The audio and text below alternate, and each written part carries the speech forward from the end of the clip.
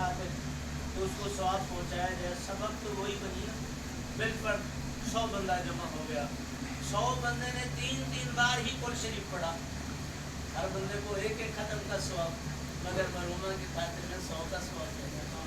ऐसे है ना, हर बंदे ने बेफर्द एक एक बार दुरूद पढ़ा, हर किसी को तो 10-10 नेकियां, 10-10 नामते, 10-10 दर्जे बुलंद हुए, मगर इन सब के मजमूए का, क्योंकि सबब उस मरहुमा की जात है, वरना हम लोग इधर जमा ना होते, ये वादो नसीहत ना होता, ये इस तरह जिस तरह मौजूद बैठे हैं, कोई गालम गुलूज, कोई बुझा खला, इधर उधर, वैसे हम लोग ना ऐसे चलते फिरते फजूल में ही गालियाँ देते रहते, बिला मकसद ही बोलते रहते।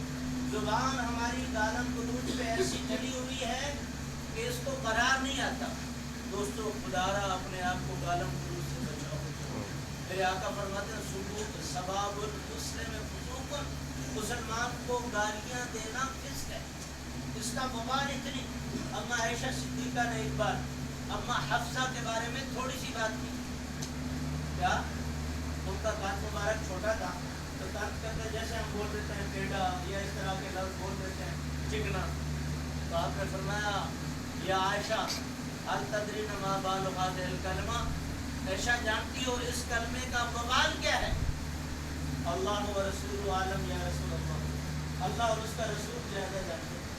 आपने सामने इरशाद फरमाया लौ मुझे हफी सबात अबसरन, अगर इसको 7 समंदरों में भी मिला दिया जाए तो गय्यर लौनहु व तामहु व रिहहु, ये उनके रंग को बदल दे, उसके ज़ायके को बदल दे, उसकी खुशबू को बदल दे। और हम लोग ऐसे बातों बातों में गालियाँ देते हैं, ऐसे ही बोलते रहते हैं फजूल में। ये अल्लाह की अता करदा अजीम नेमत है, इसके हर हर मामले का हिसाब होगा।